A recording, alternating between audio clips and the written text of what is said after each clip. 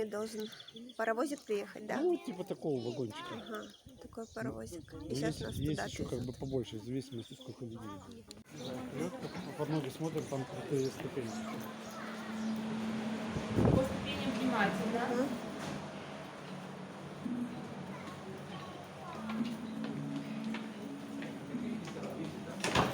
Пожалуйста, будьте внимательны по ступеням. Главное, что мне сказал, внимательно. Да?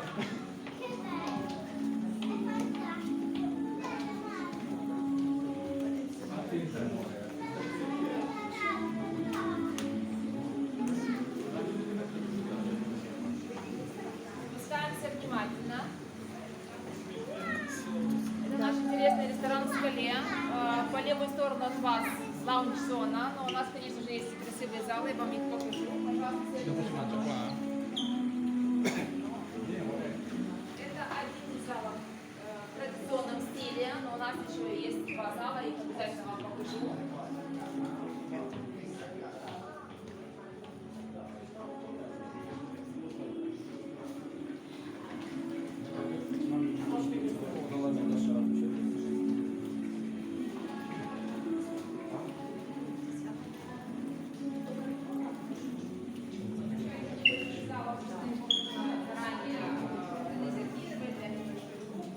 Мероприятия.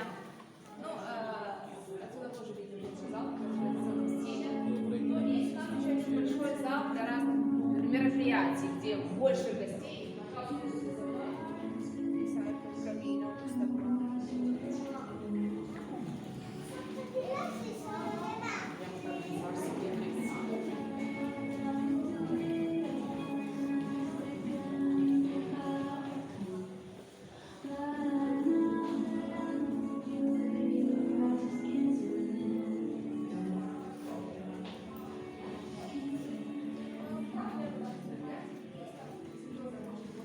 Ne burası? Büyük salon burası. Evet, büyük salon. Это белый зал. Белый зал. Ребята, красота. Да, здесь прохладно, мы же в скале находимся. Здесь специально нигде ничего не закрыли, вы видите потолок, чтобы вы чувствовали, где вы находитесь. Если здесь все закрыть, это будет похоже на обычный ресторан в городе. А мы все-таки в Криково, в скале находимся сейчас. Ну а сейчас я здесь выключу свет, мы с вами пойдем на... Ребята, это все в скале находится. Под землей в скале. Это как бы залы, рестораны. Но мы без дегустации, потому что мы не выпиваем. Обидно, досадно, но факт.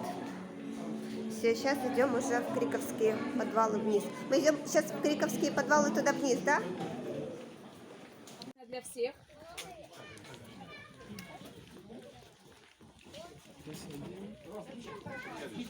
А, давай сюда. Поехали.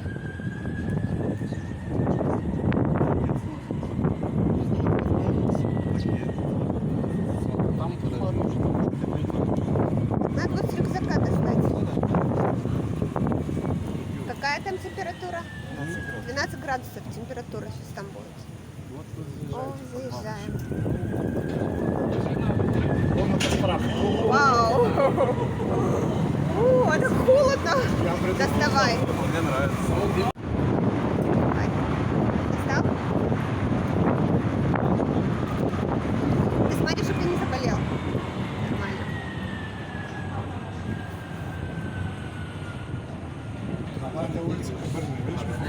Ага.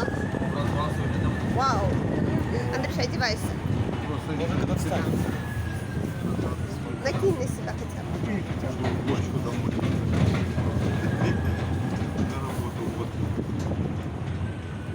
На работу. Аня, 6 на месте, и Александр все на месте. Всем добро пожаловать в наш подземный город. Я не зря остановилась именно здесь, что вы здесь видите название улицы, на которой мы находимся. Все-таки мы с вами находимся в подземном городе вина. И название улиц, или я скажу по-другому, название большинства улиц соответствует либо названиям вин, либо сортой винограда, из которых мы вина наши производим. Например, да, Дионис. Скорее всего, вы слышали это имя. Да, в Древней Греции он был богом вина. В Криково это одно из вин, которые мы производим, купажи, пино нуар и каберне савиньон. Кроме того, у нас есть улица Каберне, Фикляска, Савиньон, Кодру, Шардоне, бульвар Шампанского даже здесь есть. Мы с вами доедем до бульвара Шампанского, потому что в нашем подземном городе производится игристое вино по шампанской технологии. Но об этом чуть позже. Здесь мы поговорим сегодня немножко про историю этого интересного места. Вот если посмотреть сейчас на потолок и на стену, но особенно на потолок, все-таки, может, вы догадаетесь, в каком месте мы находимся и где был создан или основан подземный город вина. Что здесь было до вина, как вы думаете? Кочелец добывали. Вы правы. Мы находимся в Криковской шахте. Здесь уже сотни лет добывают камень, известняк или ракушечник для строительства. Вот нам коллега по экскурсии сказал интересное слово «котелец». Все ли знают, что обозначает слово «котелец»? Котелец – это изделие из камня, известняка или ракушечника, похоже по форме на кирпич, но, во-первых, намного больше, 20-30 килограмм примерно, и совсем другой цвет. К сожалению, здесь мы настоящий цвет не хотя увидим, вот здесь. Бело-бежевый, бело-кремовый цвет. Вот он.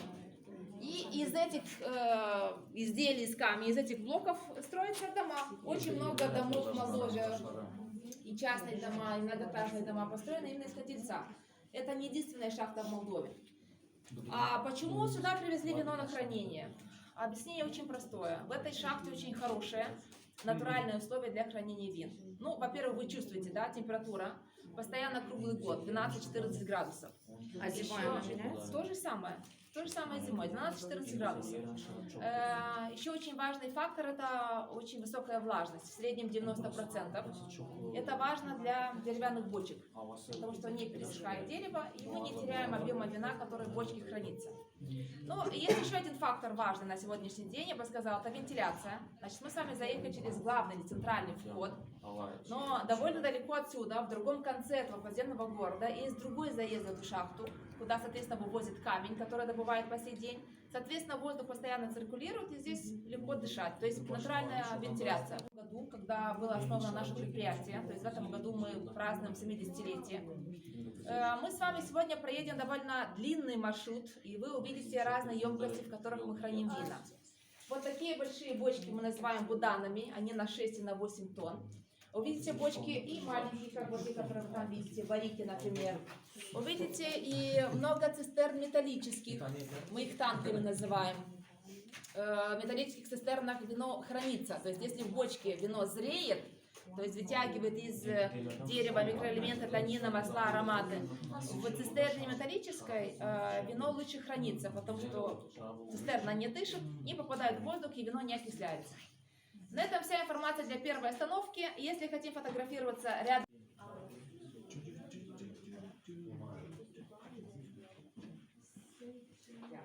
У нас сейчас, пожалуйста, Это наше? Да, надо.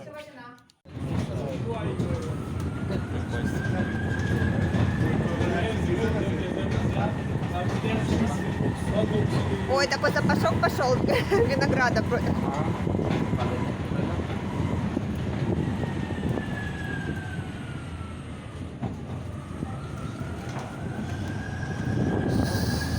Вау, все холоднее и холоднее, ребят.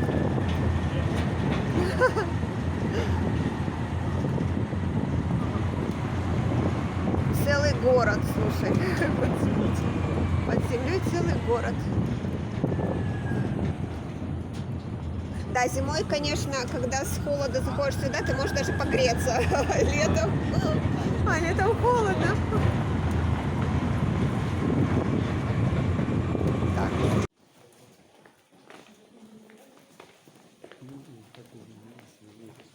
Ну, здесь тепленько. Хотя после поездки это, мне кажется, везде тепленько.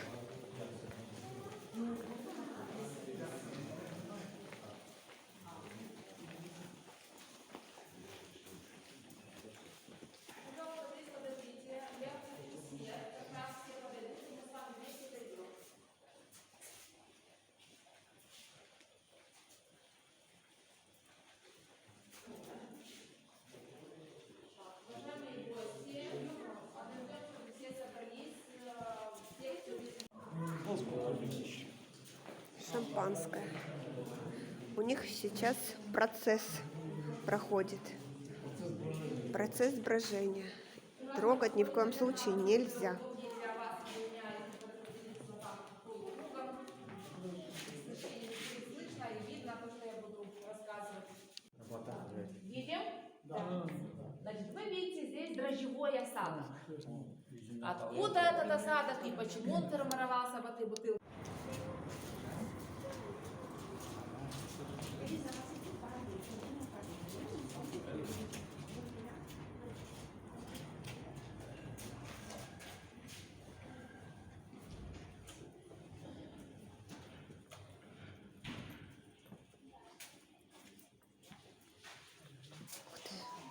Ух ты!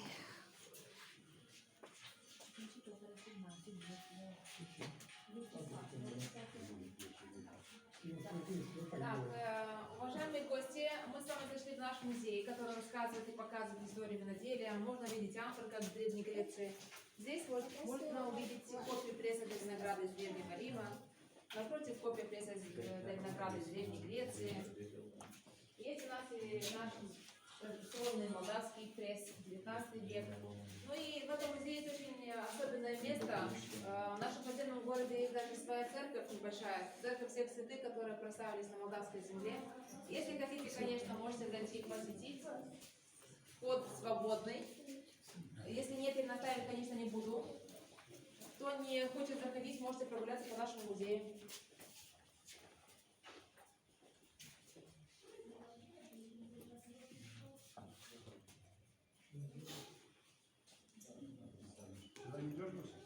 Сейчас. Да?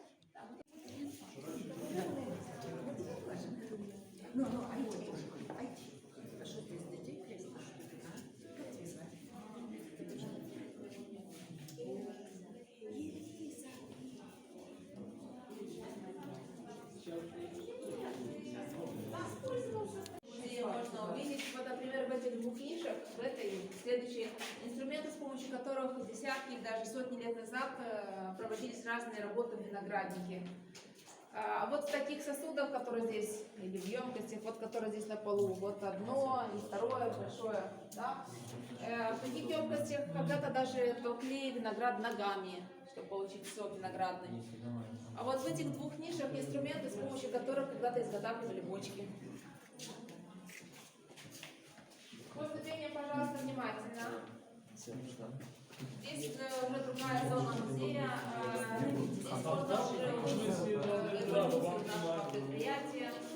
Эту эволюцию можно увидеть в фотографиях, документах и в бутылках. Здесь вы увидите нашей истории. И с этикетками, как в Советском Союзе, и с этикетками, как сегодня мы используем. И в этой зоне есть одна интересная витрина. Пожалуйста, подходите поближе. Скорее всего, вы все знаете, что мы производим вина тихие и вина игристые. Это уже все знают. Но, может быть, не все из вас знают, что в магазинах можете найти уже Дивин Крикова. Что значит слово Дивин? Во-первых, если переводить дословно на русский язык, это значит божественный напиток. Ну а если сказать по сути, что это за продукт, всем вместе вот здесь, потому что дальше мы пойдем только вместе. Мы с вами посетим самое важное место в нашем подземном городе. Это, конечно же, наша национальная винотека. Винотека, ребята.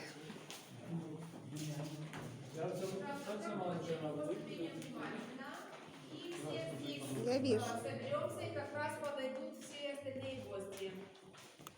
Это сейчас завершается. Я сказала, это не все. Сейчас все они были у нас в гостях. Уважаемые гости, мы вас ждем, пожалуйста, проходим. По ступеням внимательно. Если я найду там информацию, скажу, но это не старое. Это только поставили на хранение, здесь написано 2020 год, то есть здесь они будут жить еще долго. Я вам расскажу постепенно про какие бутылки здесь хранятся, сколько хранятся и так далее. Пожалуйста, по ступеням внимательно, соберемся все вот в этой зоне. Уже все догадались, да, для чего мы здесь остановились. Это фотографии очень знаменитых деятелей, которые у нас побывали с визитом. Кстати, у нас в гостях был даже первый космонавт Юрий Гагарин. Вот его фотография. Да, первый космонавт. Вы меня слышите, когда я разговариваю? Да, конечно. Мне подтверждение много. Да. Значит, он здесь был в 1966 году и находился в подземном городе дольше, чем он находился в космосе, кстати. Чтобы было понятно, насколько дольше. Значит, полет Гагарина в космос длился 108 минут, а у нас он находился с 8 по 9 октября. И частные коллекции. Мы по маршруту увидим таблички, я покажу вам, таблички с именами. Соответственно, если вы видите табличку, на которой написано имя какого-то человека, это значит частная коллекция. Почему я уточнила имя человека? Потому что у нас есть таблички, где написано, например, название видной коллекции. Вот, например, это частная коллекция, это частная коллекция. Таких коллекций здесь несколько, я сказала, немало. Но уточнение. Если такие частные коллекции, владельцы которых не захотели, чтобы их имена вот так были выставлены, соответственно, где еще какая-то частная коллекция, я тоже эту информацию не знаю.